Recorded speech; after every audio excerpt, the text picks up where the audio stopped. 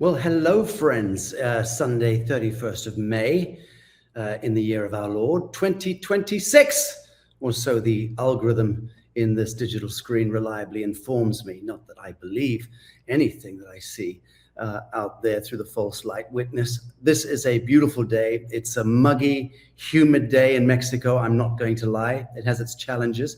As you can see, I'm already dripping wet. I've come out the back of a couple of very intense conference calls today on Zoom, completely ill-prepared as usual. I see we've got a delightful audience, a big audience, and it's growing. I'm excited about today's first segment. I'm going to get onto that in a minute. First, I'll just allude to the fact that it was a couple of weeks ago that we finished the Mayan Riviera retreat, which I think I was promoting in the last symposium. It was, I think, the best retreat that I've led so far. Interesting, it was close to home here in Bacalar, just 25 minutes down the road. We rented a couple of very beautiful luxury villas on the waterfront and had about 25 people all said attending. Marsha Ann Willardson, a core trustee and my matriarch in chief of the New Earth Nation Coalition Trust, our ecclesiastical church, so to speak, our frame, the framework within which we're now functioning in the world. She flew in from Nevada City, and Ali, my producer of my tours, and many of my earlier retreats also came in to facilitate. Professor Glenn Ryan, my beloved friend and one of the greatest minds alive, also flew in to hang with us, and we had Santos Bonacci attending as a co-facilitator through the digital spheres. We had Laura Eisenhower and George H. Lewis, Dave Emery, and Jane Evershed, and of course, my boyfriend, my bestie, Scott McKay. And nobody can say anything about that, or he'll wield his tomahawk.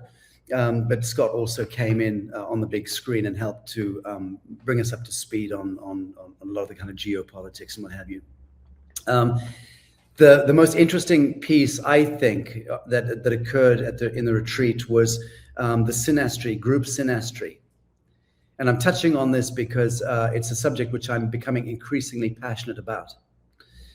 What I did was took the data points of every attendee, everyone that came in. Some flew in from Australia, Canada, United States, Europe, all around the world. And like I said, it was a small grouping of 25. Normally my retreats are 50, 55 plus. This was small. It was because I only did one media drop and to see if there would be interest, because we plan to do a number of these retreats moving forward here in Bacalar. And I'll speak more about that later. But as these people came in from all around the world at the drop of a hat, very short notice. And what I did was ask everyone on the first evening, I said, give me your date of birth, your place of birth, your exact time of birth, and then give me the city or the geolocation of where you're living right now, wherever it is in the world. That was the only data input. That was it. And then I took that into Kai, the engine that I've been grooming, so to speak, with AI, and asked Kai to do the group synastry with the overarching question: what is it that is bringing this group of souls together at this vector in time space on the banks of Bacalar Laguna on this date? Why? What is what is the geometry of revelation as it relates to the mathematics of the 25 souls and all of the readings and the overlays, not just of Western astrology, but I also overlaid Persian astrology, Chinese astrology, and Vedic astrology. It was a compound astrological overlay. Well, fuck me if that didn't give us an incredible insight. It was staggering. It was like having a 5D holographic image and understanding of why this soul group were coming together. I then asked Kai to illustrate it, which Kai did. And the illustrations were staggering. And I think that everyone at the end of that retreat, having received this messaging, which was embedded in the Akashic field, and that's the point. The point about the I am, the living witness, is that if we're still enough and we enter in perfectly into the matrix, we nest perfectly into the matrix without trying to escape the matrix, we enter the still point at the heart of the matrix, which is the only exit strategy from the so-called matrix. And that still point is bliss. That still point is euphoria. And that is where utopia exists. That is where the kingdom of heaven exists. That is where the templates, the blueprints, the immanent celestial blueprints of all of creation in the manifest realm exist in that still point. And you and I have access to that entire library, provided we are in perfect coherence with that still point. And that's my message. That's what I learned and have been learning increasingly.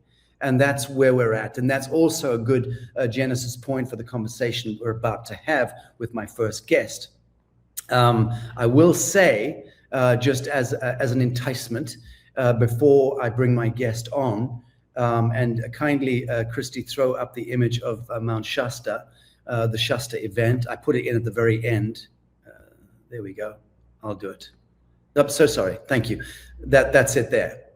Okay. Oh, Christ Almighty. Okay, you go. Thank you. So that's the image. I'm not sure if you can read it here. This is the Mount Shasta seminar, which I will be leading on, I don't even know the dates. Let me just have a quick whiz. Okay, July 16th to the 20th. And this is a full day. This is the first time I've ever done a full day. And because I specifically asked beloved Jonathan Shalomar, my producer, I asked him expressly for a full day. I said, I need to be able to do my full delivery. I've never done it before. I'm always limited to 90 minutes or 2.5 hours or maybe 3 hours at the max. This is simply not enough for me to deliver my shtick, because I really want to deliver a whole system in one day. So this is now being broken up to, I think, about a 3 hour in the morning and a 3 hour in the afternoon, with pretty intensive and immersive Q&A session as well. And I'm calling this the Atlantean Betrayal. And I'm taking you on a journey from Newton, Descartes, Darwin, and Einstein to the dawn of the new Earth, this ascension spiral, which we're at the inception point of. And then the second part of my talk is the geometry of revelation, which is really unveiling the Alpha Omega New Earth blueprint. And again, this is the kingdom of heaven on earth, the 0 point social ecology and social economy, the true cost economics, the dissolution of government, the dissolution of all third-party intervention, the reconvention of the let's say the emergent angelic indigo human, and our inculcation into the galactic confederation of worlds. And that's a language I despise. I just can't think of any other way to put it. But that's happening right now, like 26 this year into 2030. It's happening between 2030 and 32. We will all know. Every single sentient being on Earth will be born knowing. We're going to be being born through the waters of the mother's womb, down the birth canal, connecting to those very specific elements in the plasma of the mother's birth canal, and those microbial elements as they hit the oxygen and the light, preferably not through a cesarean or C-section, but straight into the world. That is the catalyzing moment of the human biome. And the moment the child then gets to the mother's tit and touches colostrum, that is the moment truly of inception. This symbiosis is activated fully. The biome of the child actualizes. And hitherto, in the last century, for sure, we have been utterly psycho-civilizationally, psycho-culturally mind-fucked and degraded, downsized, downscaled, diminished, desecrated. We've been yanked off our mother's tit. We have had milk being replaced by formula and powder. We are being systemically poisoned, air, water, and soil. We know the story. I don't need to go into it any more than I've done for the last 20 plus years. But the point is that all ends in the next few short years.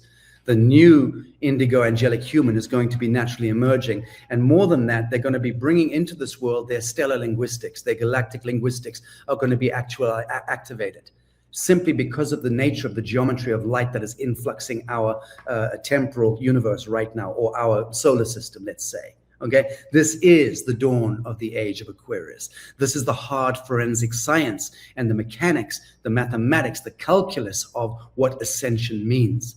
And this is beautiful stuff. I am not speaking spiritual language. I don't have much interest in spiritualizing anything. I like red mud, feet in the mud, trenches, standing there naked, the Adamite, the Adam. Let's manifest God's will. My will is thy will. My will be done.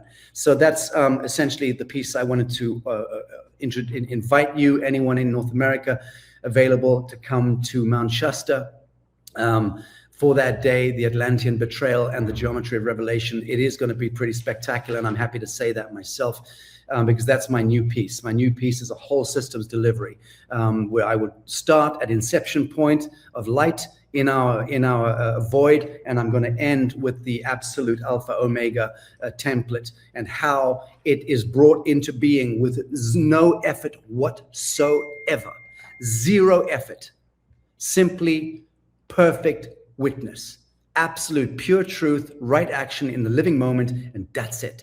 So I'm going to leave it at that. And that was my preamble. And I've done what Dr. Manelli instructed me, which was to speak about the Mount Shasta gig. And now I am delighted to introduce the Frequency Chronicles, a planetary field report, which, as we mentioned, is something we plan to do as an ongoing segment with the most remarkable Jenny Lee. Jenny, you're so welcome. Okay. Hello. Hey. Hi. Good to see you. How are you? Good. How are you? Well, I've just spoken at great length about how I am. I'm in this state of witness. I'm loving life.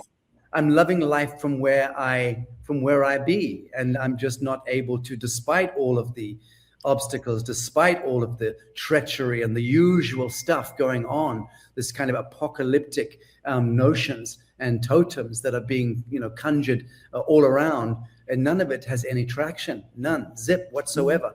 I think everything is perfect in the now.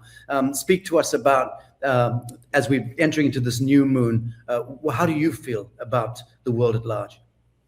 So the biggest thing with me that's been really concentrating for the past 3 months is what they extracted from us is the plasma, and the plasma is part of the memory that we're going to go back into. So this is where our soul makes that choice of what it decides what it's going to take on and what it's not. And that's why, like you said, I mean, you say words and then some of the stuff, it's odd how the words are the same in a different way, how it's all coincide as one's language. But anyway, it's that stillness. And as we listen to the quietness, and it's not where you're listening to your ears, you're getting a vibration coming from your ears, but it's in the mind. And so everything's aligning. So we think, there's just one vessel of us, and it's just the higher conscience is coming together with all the memory coinciding. But we cannot be in fear to process that. That's the whole thing.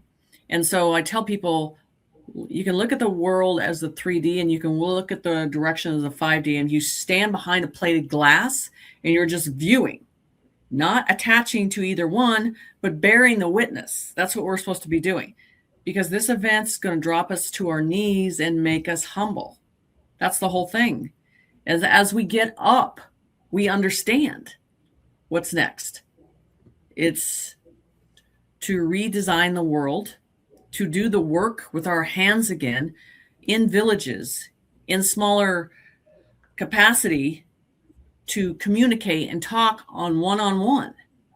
And we are precisely set in this world where we're supposed to be, each individual. We are podiums of light that are in the position they're supposed to be in. And that's why you hear everybody is upset. I don't have anybody to talk to. I don't know where to go. And it's like, you are there for a reason. We all are podiums of light representing the new age that is coming. Right. Right. And Jenny, that the essential piece that I'm hearing, the subtext to all of this is every single solitary soul hurled into the void of mortal existence, engaged in, whether we like it or not, this unbearable trial of separation, which includes death, disease, entropy, all of the horrors that life presents, inflicted upon us, especially the death of the beloved. And the beloved ultimately is the actualized self. So the departure and the separation from actualized self is the greatest grievance of all, the thing that causes the most deepest distress and sorrow. We ultimately learn that when we come full circle and sit with self, actualized self. Once that relationship with actualized self is rekindled, there is no trial of separation. There is no pain. There's no sorrow. There's no grief. We're no longer stricken. So let's look at planetary frequency. The piece I got from you, forgive me, was that we are not victims of anything ever. And only this misconception, this idea that we are a victim of fate, life, fortune, misfortune, family, epigenetics, circumstance, economy, war. No, you're never a victim of anything ever. Every single thing that represents the totality of your life is perfect geometry in the living moment. And it is only your capacity to see that in a state of perfect witness which can unlock it so that you can then move it into a higher transmission, a higher expression. Right. Because at that moment, you are in the oneness, because nothing can touch you, nothing has control over you, and you're aware that your mind can go in a direction very quickly and decide. And that is the thing. If everybody gets rid of fear, and this is what I tell people in my class, I go, you move your conscience in a direction of what you want. Do not go into doubt. Doubt kills it. That's the left side trying to put those seeds back in and have control again. Very good. Very and good. Like I've said, for the past 3 years, I haven't felt the negative like I did years ago. It's just them creating it themselves now. It's not fed by anything anymore. Right. They're feeding it off themselves. Exactly. Bang on, bang on, bang on. There is no threat in and of itself. Exactly right. Just feedback loops with, a multiplicity of unresolved souls and the necessary chaos that unleashes, a kind of louche form. But it has no traction on you or I. If we step out of it, we grant no permissions to it. So let's talk about planetary frequency right now. So before we go into specific people or events, let's begin with the broad field. When you tune in as a sensitive, as a remote viewer, however would coin your form of sensitive approach or divination, when you tune into the planetary frequency right now, what is the dominant energetic tone that you feel across humanity? And this is really opening the segment to where we're going to take the conversation. So, and I say this in a visual way, and I say it very loud with my voice. I'm aware that what they're putting a shadow cloud over the earth is being constructed in the positive way. But we think these clouds and all this is normal.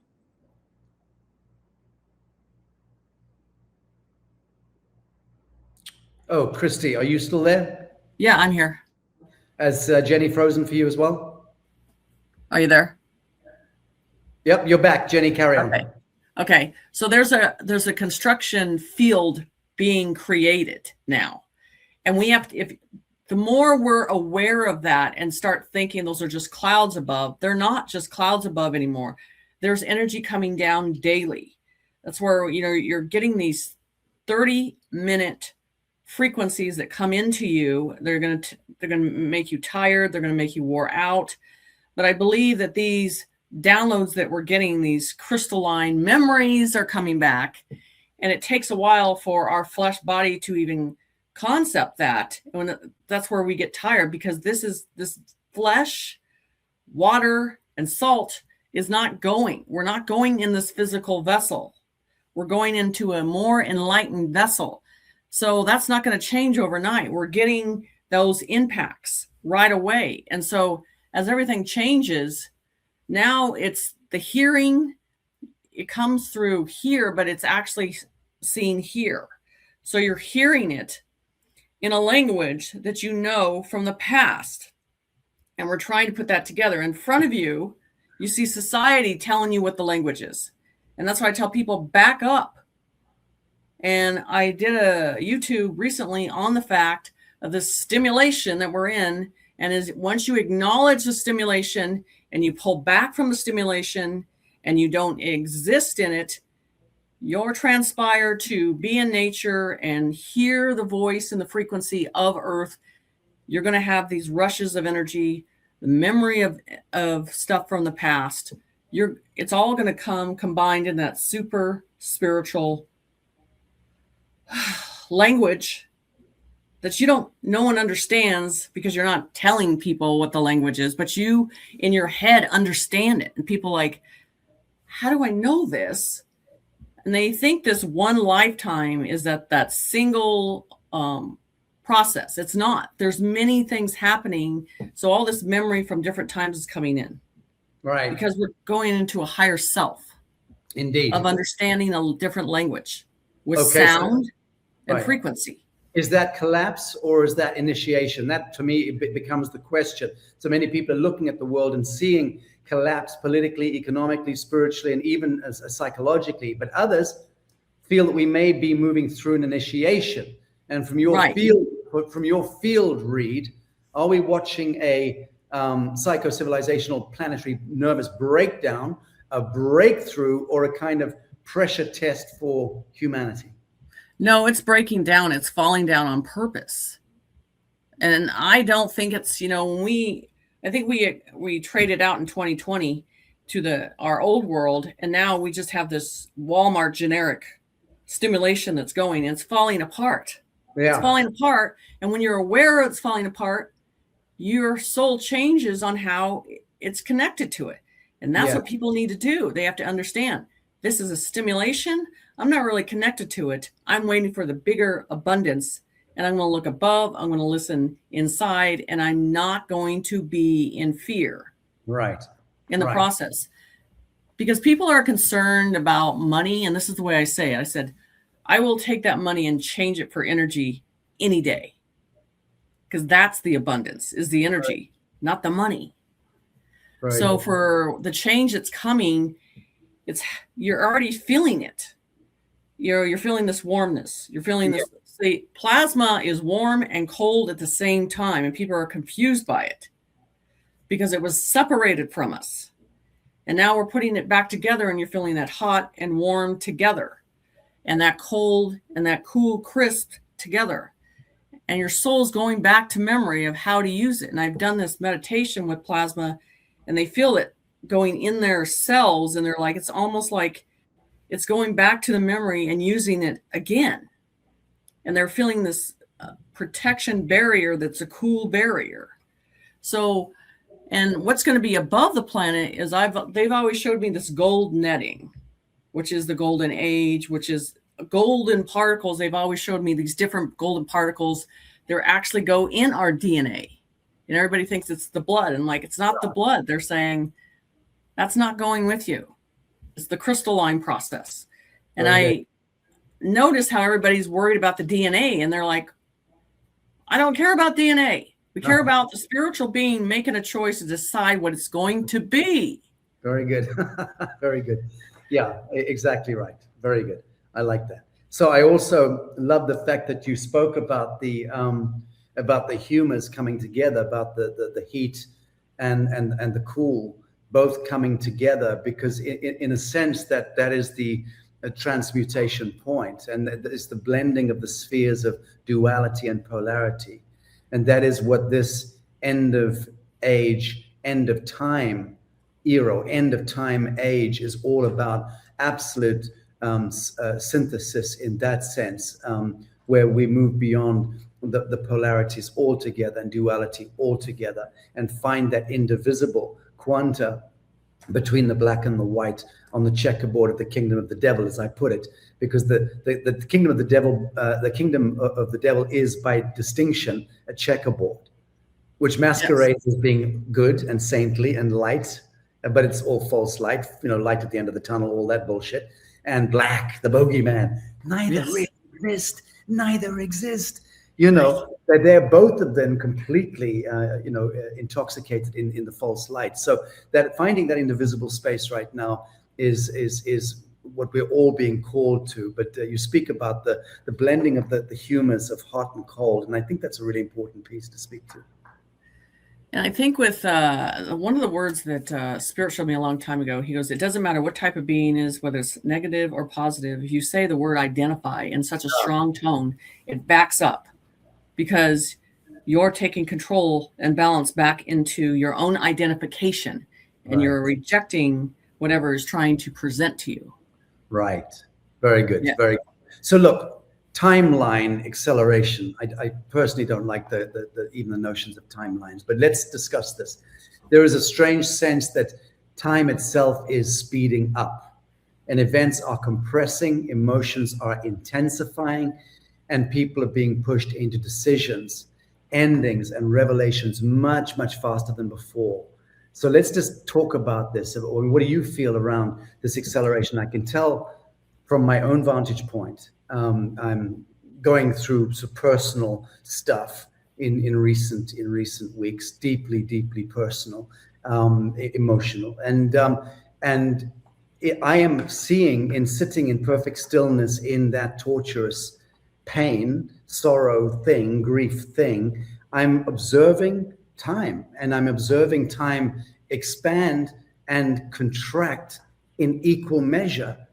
And it's an extraordinary oscillation that's going on. And one is almost, it's a peril to peg yourself to either expansion or contraction of time in this extraordinary quanta. I think I'm a fractal of what's going on at the planetary level. I may have my own psycho-emotional burdens, but I see myself as a fractal of the whole. But speak about this subject. What do you feel around this so-called acceleration? Is that just another aspect of the false light? It is, no, because there's a genuine light with it. And this is the Spirit always showed me there's a dim light, and that's the light you want to follow, because it has to do with your heart opening in a different way. But then there's this false light that you see everybody follow through. And they always showed me there's a different light, and you have to look for it beyond, not follow the sheep. Don't do that. So if I passed on and went on that side, the first thing I would do is back up behind the plate of glass and observe. Right. We don't teach that in the conscience of doing that. You observe, and then you're looking for the right light, because your soul's going to know that right light. Yes. And I always get a yellow pattern behind it, just like the sun has a little bit of it too. But it's not there, because your spirit will know it. Yes. From memory of where we were before. Yes. Yes. And it's not visual, it's inside us. Yes. Of the knowing. The return of immanence, yes, which is the return of innocence.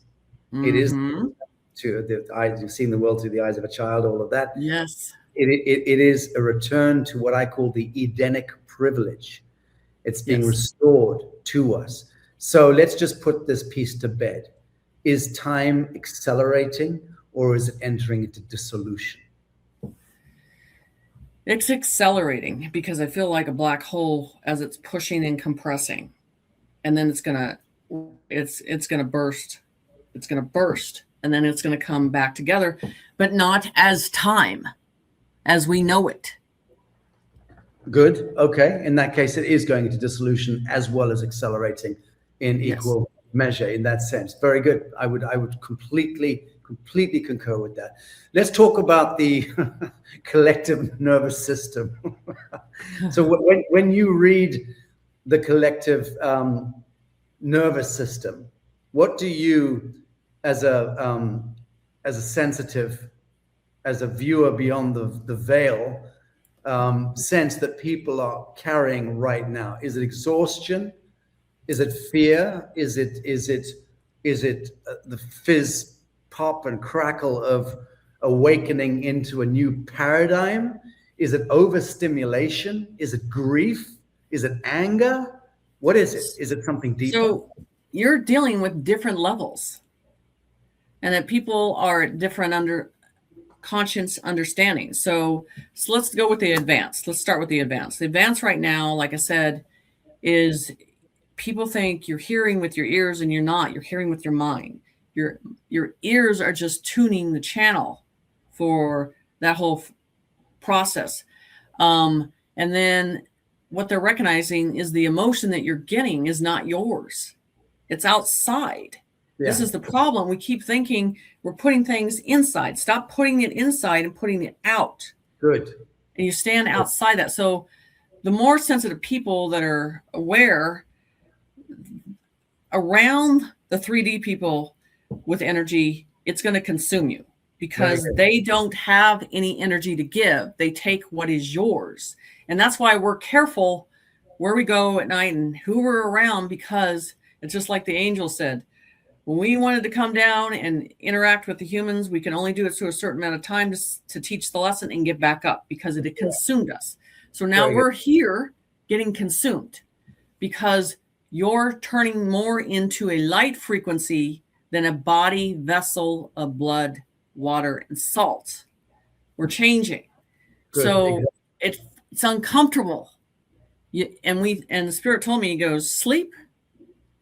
Tell me when's the last time you've seen an angel or a being have to go to sleep. Only when they have to go into stasis. So a spiritual being, say a person, a normal human has to have 8 hours of sleep. I don't. 3-4 hours what I work off of, and I'm fine. Very good. So we're all changing in different levels. So sleep, you just mark that off your list, go, and it comes when it needs to. Your vessel will work with what it has. Very good. But the people around you are the ones mostly going to consume your energy. So, and then there's these light flashes you're getting that are changing. You think you're seeing these glimpses of reality changing, and you think, I can't talk about anybody with this at all because they're not going to understand it. Yeah. It's like flashes of little mirrors, and you're getting that and you're picking that up. And that's why as a seer, I see through things in layers of light layers. And very people good. Are starting to pick up those layers. Very good. And the reptilians, these NPCs, they're glitching. And you're recognizing it. And you're like, yep, you know, good. And it's more surreal to be in a group and seeing it everywhere. So those higher understanding people are really adapting to getting it. Yeah. Now you got the mid-level that's starting to awake, starting to do the work. And they're starting to impact and feel it. Yeah. But they're in that tired stage. Yeah. And then an emotion, I tell them, be careful. You're thinking it's your emotion and it's not. And that they use us as vessels to show us information we need to see, but don't make it personal sometimes. Sometimes it just goes, we're supposed to be a filter filtering the information through us. And that's the thing. So the second stage, what you're seeing now is there's a lot of emotion and people, and you're picking it up from the animal kingdom too.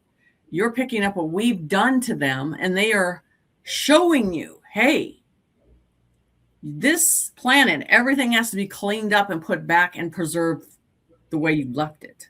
Right. And so before it was tuned out and no one paid attention. Now it's tuning in. They're telling you, they're communicating with you.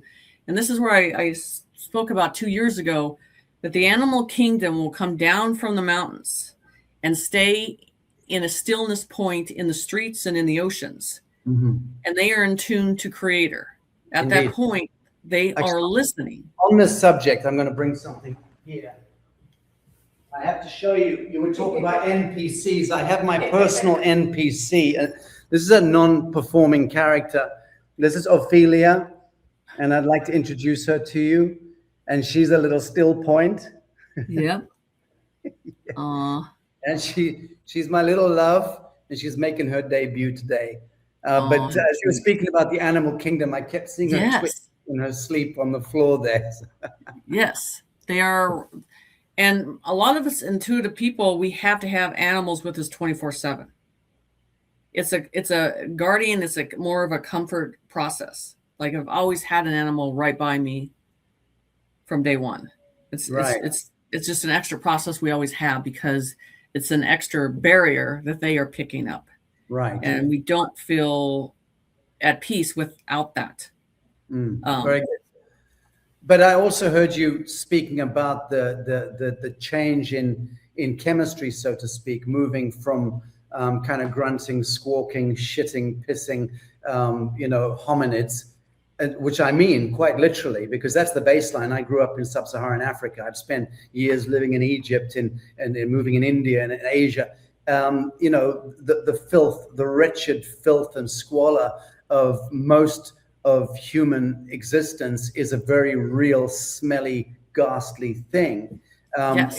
In the West, we've groomed ourselves beyond it to some great extent, but it's a real thing. And I've always been fascinated at the blood and bones element of the human precondition, the mortal precondition, which is a stinky, squalid, fermenting mess, which Right. after a few hours becomes a wretched stench and then becomes disease within a matter of days. So that's just a baseline fact in mortal existence, which is so ungodly and so imperfect and so out of the angelic métier.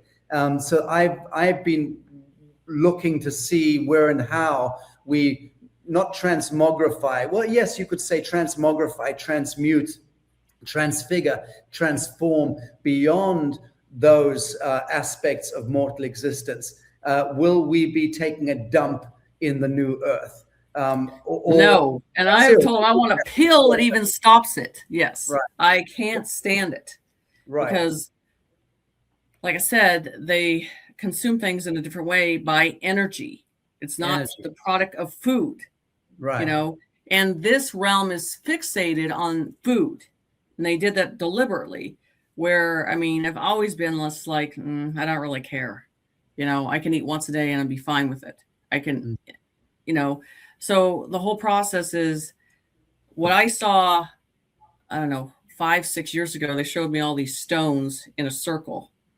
And they're like, everything is easy to get to, Jen. Everything that you need to access is easy to get to too, but you have to request it and you have to trust it. So that's why it's important to me on the ley lines and the pyramids. Our Earth is a battery of pinpoints, and where we can pull in these sources through the earth that have been suppressed. That's why we need the plasma on top of the ley lines and the pyramids. It was all one active process at one time.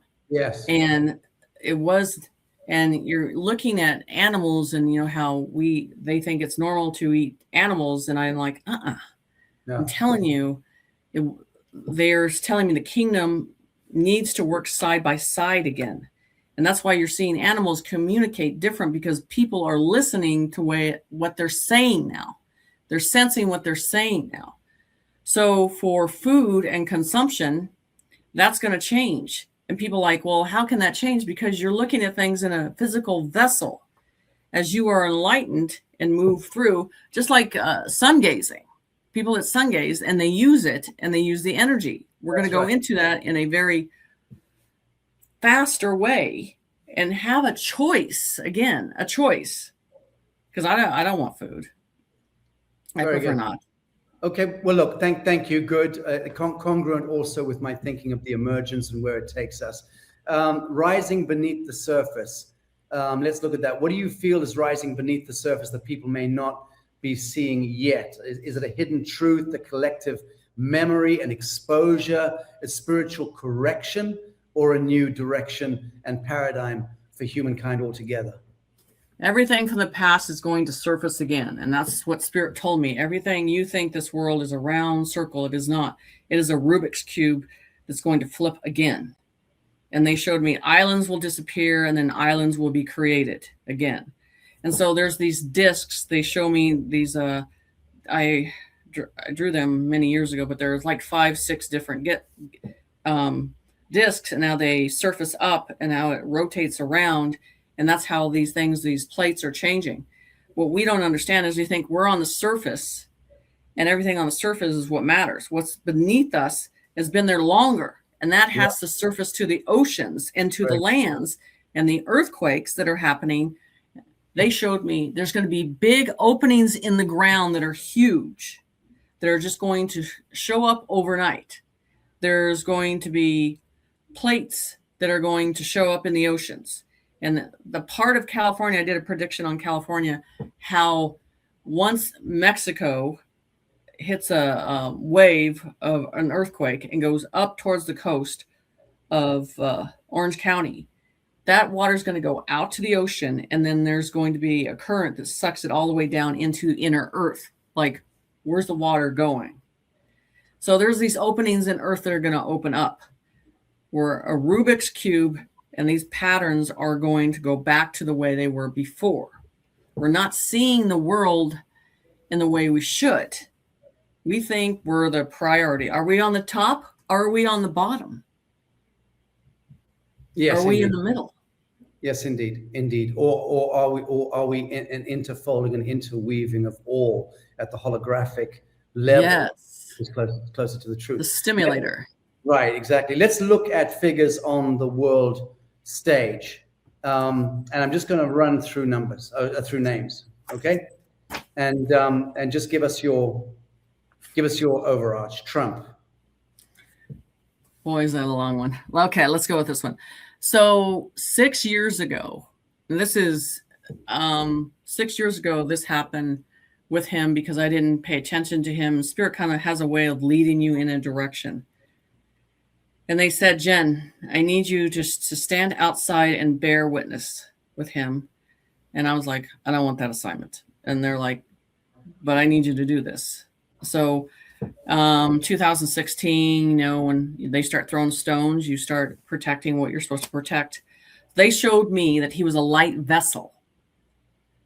Putin is a light vessel as well. There's 4 of them that are on this earth that are light vessels. And I know a lot about Putin too, but with Trump, they showed me that he was going to be the shepherd, the ambassador, and a different type of king. And I don't want to get people into the king of here. Just think of a different, because I saw him on the Keys wearing a hat, but it's tipped in a different way. So I think it's hard for people to understand that's not the Trump.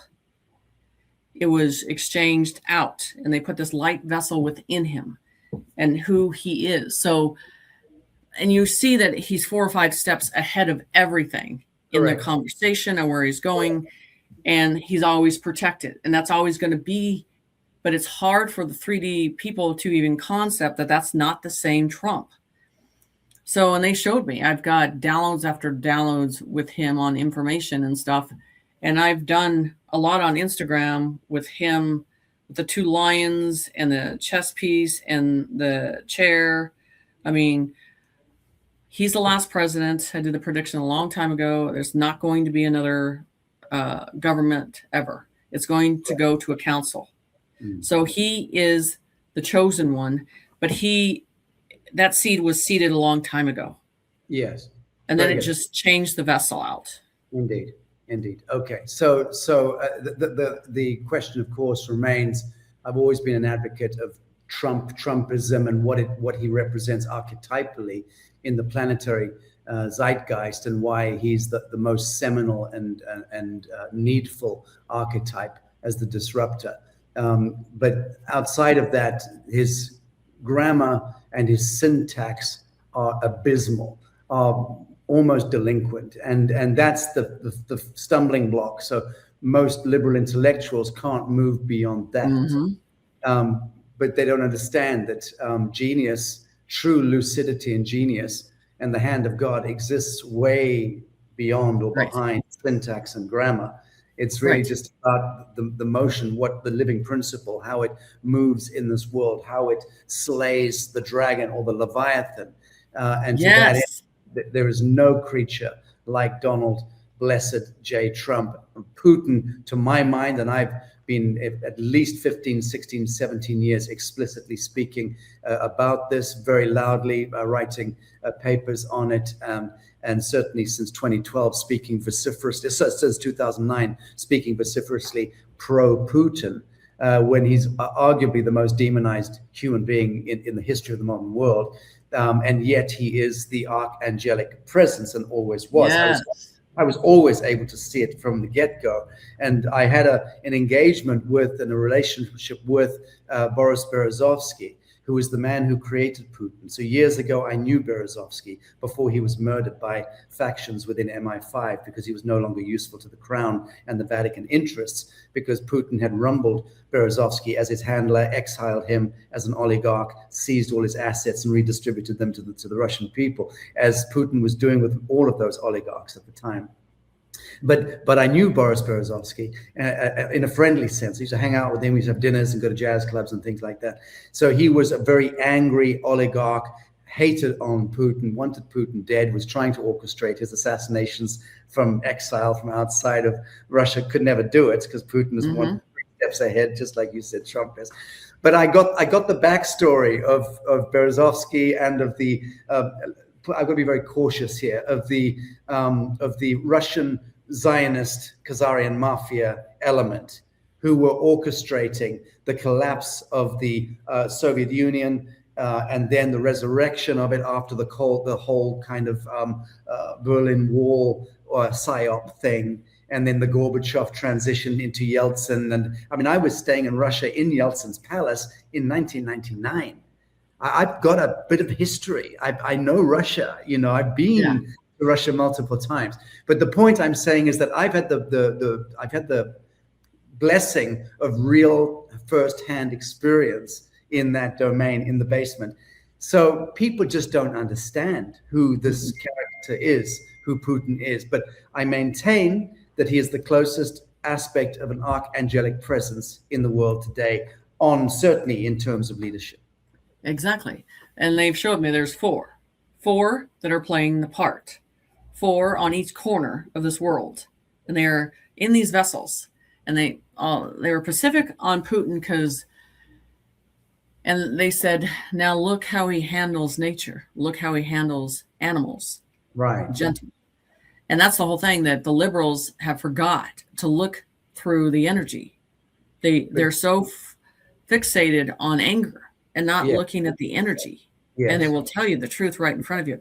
So they told me Putin's going to do something, and they're like, watch his eyes.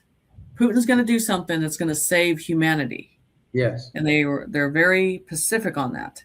He will be known for this. Just like Trump is with the child trafficking in such a enormous way. And this is the thing where you can't get ahead of Trump because it's not the same vessel. Yes, correct. But us as languages understand what he's saying because we're seeing it for ourselves, that language. Okay. So let's move on.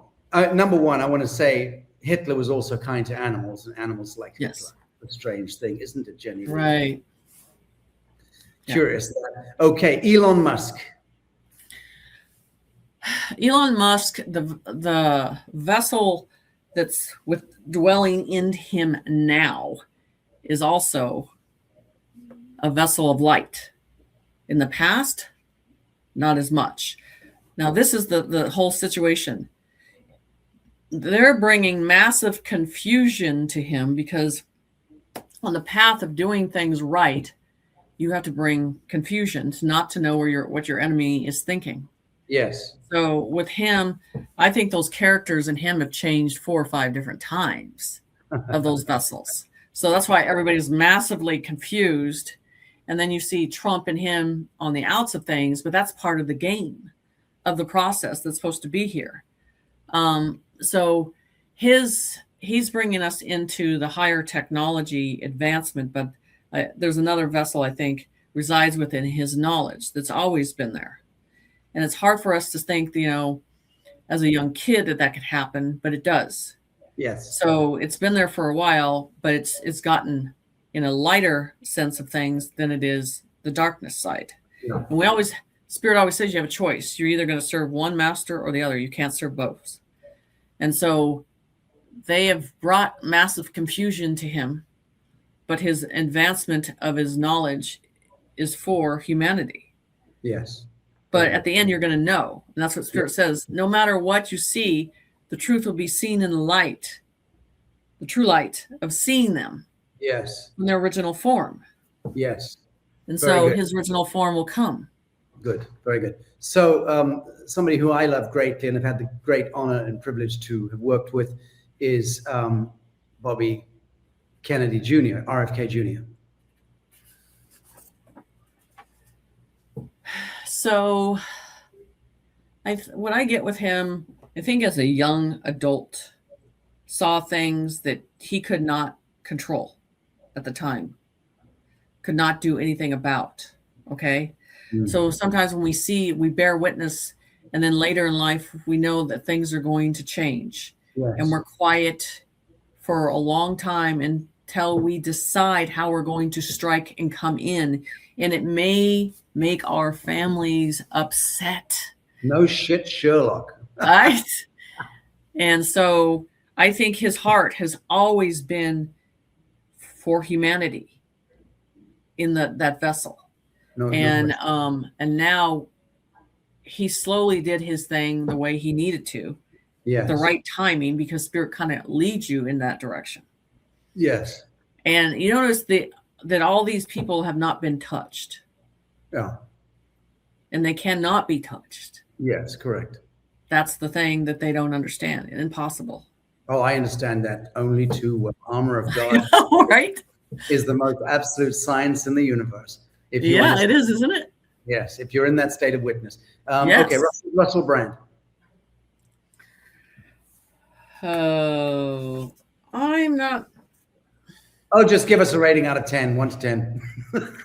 I get like a 3 on him.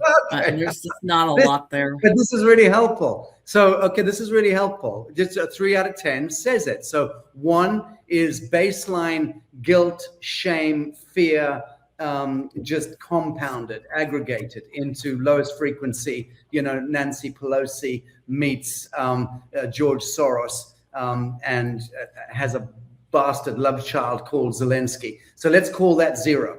Okay. Okay. Yeah. He's a cloak. Right. And then 10 is beyond Putin. Is enlightened. Okay. Okay. So Russell, looking at his energy in front of me, I would not trust, because I feel that he'll play several parts. It depends on who he's in front of. And or if he's touching a Bible or not. Is that what you mean? Yeah, it depends on who's in front of him. Right. On this whole aspect of things. I do not feel survival. Jenny, that's survival for so many very brilliant trickster characters. I can almost be accused of that in the past myself. Very close to that. Pied Piper, jack of all trades, right. Quick mind and trying to survive and get, I empathize a little with Russell in that sense, but foundationally, 3 out of 10 is what you'd peg it at, more or less. Yeah. Very 3. Tucker Carlson. Tucker. No. It is many characters at certain times, and he's played the part. And I think he's took money from the bad side, and so he sent. I think when you start to feel guilty, you send out massive confusion at first when you see the change that's going to impact you, and so do not trust him. Okay, so you're giving him a 2. I'm hearing 2. Okay, very good. Candace Owens, who I've had engagement with, incidentally, and I know she called me about over a year ago, and we spent a very good hour on a Zoom call, and she wanted to speak to me about the Harvey Weinstein thing, because she heard that I knew the truth of what was going on in Hollywood, and she wanted to fly in and interview me for her show. And I said, let me think about it overnight, And then I thought about it overnight. In the morning, I woke up like, absolute no, I'm not going there. And I turned that down. But I have to say, I'm fascinated by Candace. And I think foundationally, other than being a newly reformed Catholic, she seems to be a very good human. But what is your reading there?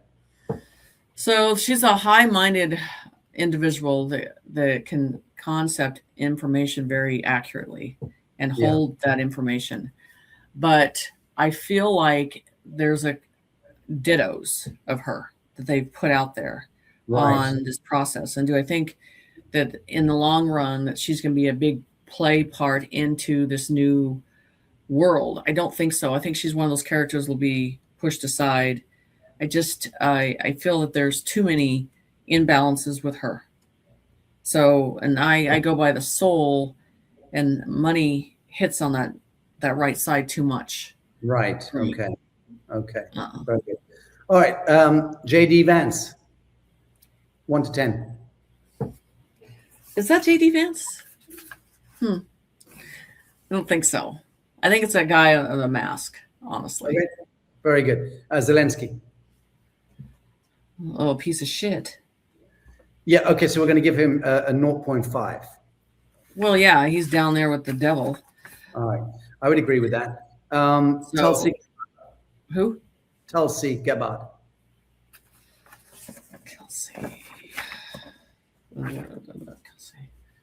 I can't get her face right now. She's just exiting. Tulsi Gabbard is just exiting as the director of national intelligence or something. Oh, okay. I know, blonde, right? No, that was Pam Bondi. Okay, Jenny Lee, you're forgiven, but you should know who Tulsi Gabbard is. So I'm going to let this one. I don't watch news. That's all right. I'm going to let this one slide. Charlie Kirk. Alive. I do not believe he died. I don't believe that whole scene. I believe that he's part of the new collective process with this on the whole situation. So I believe that he was ahead of the game on everything and is a big key to this whole process that's happening.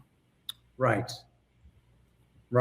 Okay. So I believe that he'll appear in a good way, in a positive way, and have a lot more information on top of what he already investigated. But he had to play that part to that exit process. Okay, very good. Joe Rogan.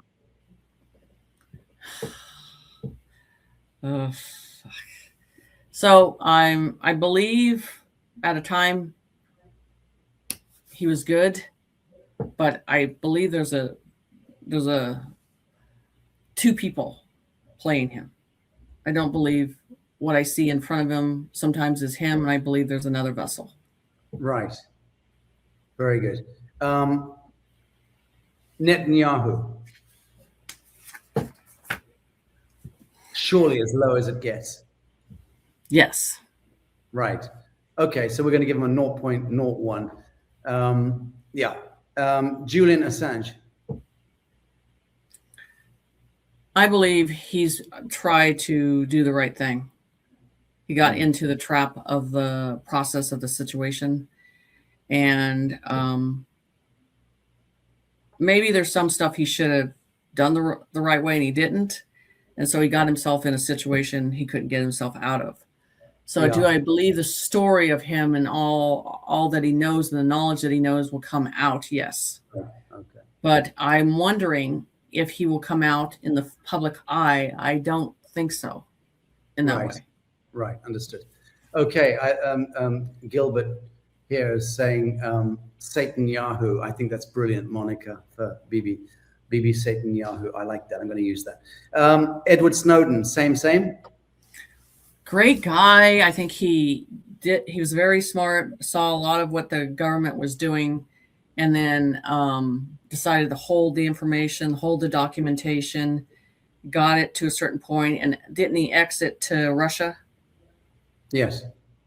When he exited to Russia, and then I think he's going to have a lot of information in the future. He'll be a big part of it, but he might already be here. Right. Erica Kirk. Okay, say no more. That's fine. Good. Mark Zuckerberg. All right.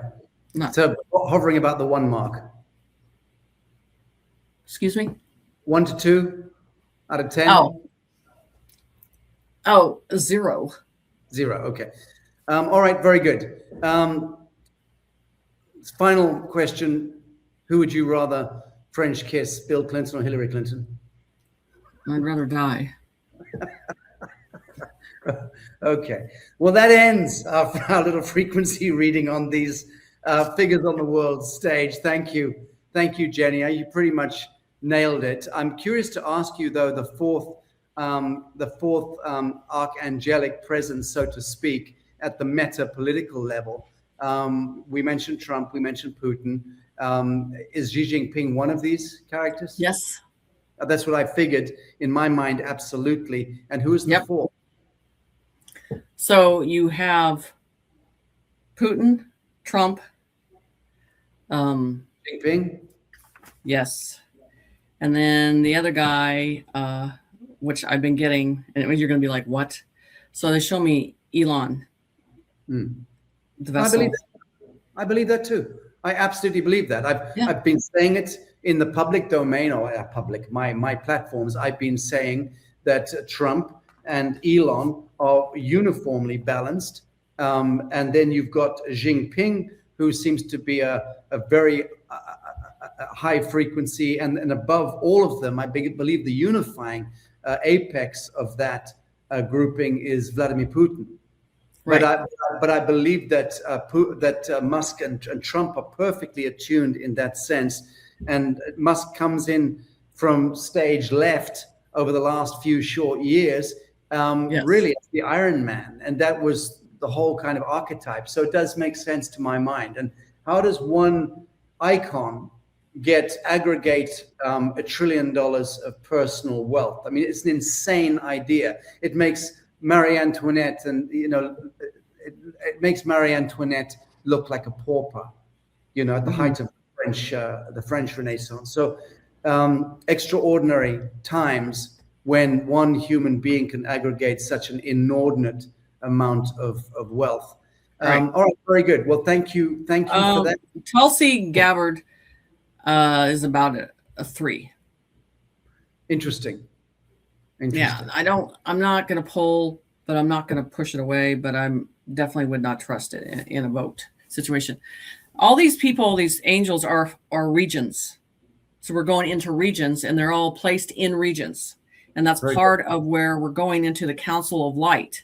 And that's where this whole thing with Trump's building in front of the White House, because it has to do with everything coming together and this celebration and coming together as a council.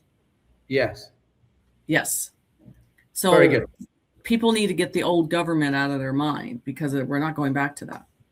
Well, curiously enough, I mean, just reading hundreds of comments here, and I'm just skirting over them, but in the main, it seems that people are very, very aligned with your sense. What about David Wilcock? Okay, when I got that one, I just think he got a long time ago. They got to him a long time ago.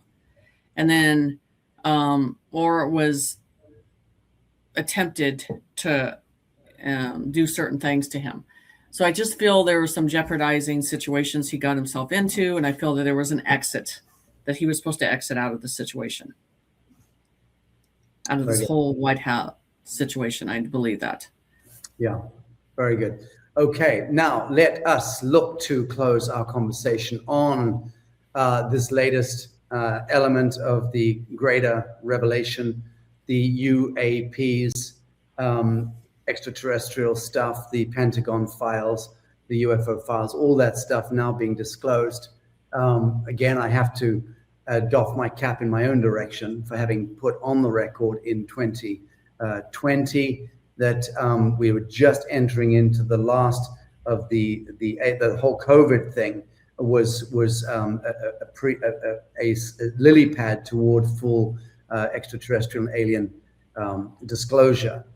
And for sure, that's exactly landed now, even last week with Trump speaking about extraterrestrials and saying, well, I've sanctioned the release of these files, and now there's no doubt everyone has to acknowledge that they're a little gray man, little green men. Gosh, what an interesting subject. A lot of people want to know about that stuff. and then he moved on to the next subject. I mean, that was it. You know, Right. that was. But it is hugely consequential. So for people who are watching and feeling the intensity of this moment in time of disclosure, what is the one thing that they can do right now to clear their field, strengthen their discernment, protect their nervous system, and stay connected to higher guidance? So the thing is with, I'm going to use the alien stuff because I was taught a long time ago, go outside, connect with them outside. The vessel is outside, the energy is outside. So I think Trump released it because we will understand better if we bring in alien energy and understand higher technology that's going to be advanced in front of us quickly. So they put those two together, we're going to accept it in a better way than accepting that a man has had the ability. Do you understand? Yeah. So, and understand that all this technology, where it came from, and that will place it where it needs to be. So that's Right. why a part of it, because the advancement of higher technology is going to be in fast, and we're going to be thrown into it. And this is, the conscience will accept it this way. Yes. So for our advancement is the stillness, and acknowledge that you are in a stimulator, and that you are not connected emotionally to this world, and that you are going to exit, and your soul has already made that choice, and you need to talk to your higher self and get into that process in a big way. That's why I told everybody on YouTube last week, I said, push it away, get in yourself, because when this does happen, if you're in yourself and understand that, it's not going to phase you. It's not going to affect you, because you're just waiting for it to collapse. And this is what Spirit says. We have to burn everything to the ground and rebuild it again. Yes. Yes, indeed. Indeed. Okay, all good. Somebody here is saying, for me, it's zero frequency. I actually like that idea, that still point in its truest sense of the I am of the witness has no frequency. It's not emitting anything. There's no issuance. It is simply the witness. Stillness. It's absolute still point, and that does make a great deal of sense to me. Thank you for that, Roxanne. Lots of beautiful, beautiful comments coming in from people all around the world. I'm seeing here, what about Joseph Gregory Hallett, King John III? That's coming in from Mike Jamie. Mike, I know Gregory Hallett. I've known Gregory Hallett, King John. I've known him for many years. He actually was in Westminster Central Hall in the front row when I was bonding the International Tribunal of Natural Justice with my thumb and bringing it to life in front of international delegates and what have you. That was the most dangerous thing, certainly at that time, I'd ever done in my life. And it was a scary, scary moment in time. As those people who were around at the time know, I had balaclava goons sent to kill me the night before, just after I dropped the Bishop of Jerusalem back at his gigs. He'd flown in from Nazareth to also bear witness to the birthing and of the court, the proclamation, and the consecration. And I can tell you that in the front row was King John. He came, he attended that event. He'd been to my home 3 or 4 times before that. I'd actually filmed him. I've got that stuff on film. His claim is extraordinary. And I do believe that Gregory Hallett is one of those archetypal figures who has been forced into exile. There's another in Canada who is the true Queen of England. And I also met with her, incidentally, not in physicality. I met with her over a screen multiple times, many, many years ago. Just the most extraordinary story, just the most incredible story of how she was taken from England after she was born and switched out. It's just the most dazzling revelation. And we investigated that at the time, and it appeared to stand up to scrutiny. So these revelations of the fallen crowns, the usurped kingdoms and queendoms, that is part of what Revelation brings. I've moved around those circles for a long time. In the last 30 days, I've addressed over 40 kings directly on screens. I'm doing this not every day, but certainly twice a week. Now I'm speaking with hereditary leaders, and I'm meeting with assembly groups and kings when a number of them will come on at the same time, principally in Africa, because that's where we're working on the cornerstone of the economy behind the New Earth X platform, which has already had its kind of soft launch in April, and is going to have a harder launch next month in June, when, in fact, next Lazarus symposium, I haven't even told my producer, Christy, but next Lazarus, we will be able to unveil the full banking scenario. Right now, we're financial services. We've launched the Ghost Wallet, and it's a very important piece. But we're going to be next month in June 21st, I'll be in Tennessee. We're going to be announcing the full timetable for the rollout of the full banking system worldwide.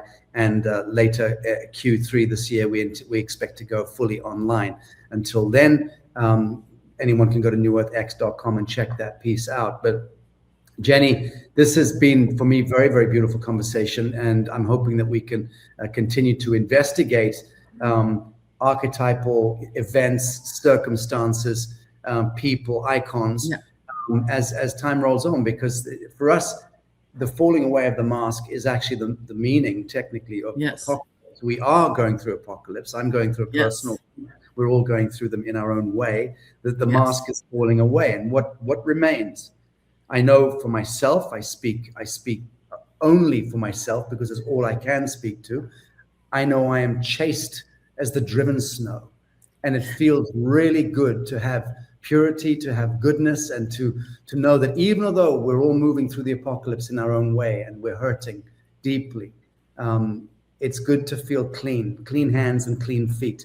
The temple floor, people, each day. That's pure truth and right action right there.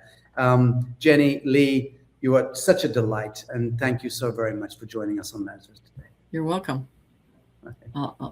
It'll be great to be on here again and talk about some other subjects. Yeah, I'll take a call with your private call anyway. You're going to make some private revelations to me. Yes, I am. Graciously offered me, so possibly we'll set that up for tomorrow if that can work. Okay. God bless you. Thanks, Jenny, for joining us. Bye.